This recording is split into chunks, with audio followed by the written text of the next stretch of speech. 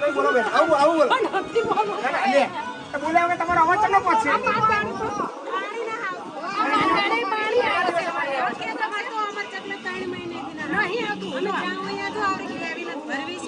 તમારા ગામનું નામ બોલો લુણે તાલુકો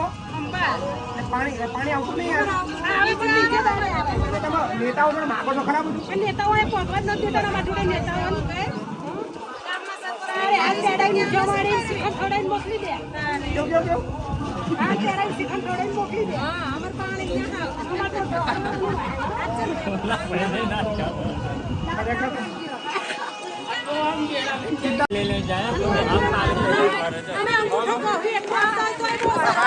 લાવો તો કઈ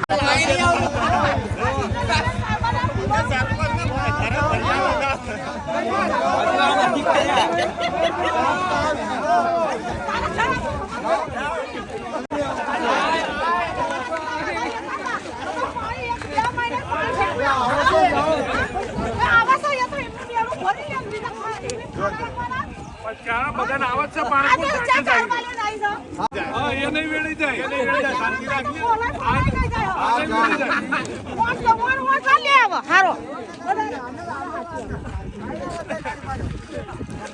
બધું કરીશું અને પછી બોલો નંબર 93 27 65 14 70 શું નામ પ્રકાશભાઈ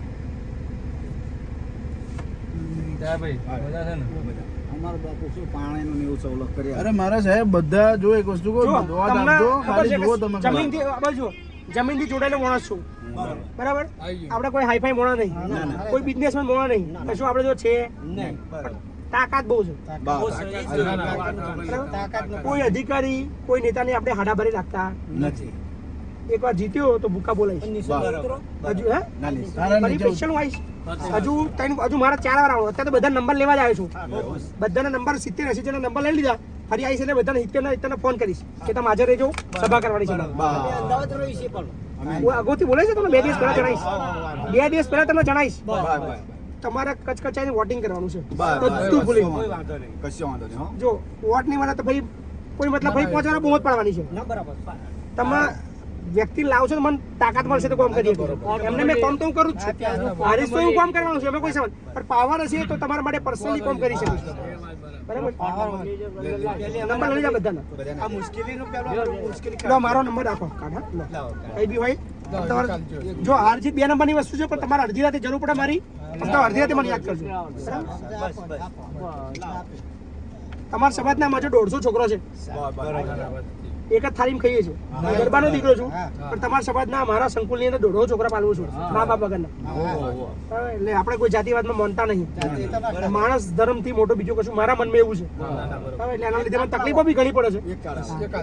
પણ મહેનત તમે બધા આગેવાને બધે કરી દે સાહેબ અમે તમને શું કહેવાય અમે ગરીબ માણસ નાના માણસ છીએ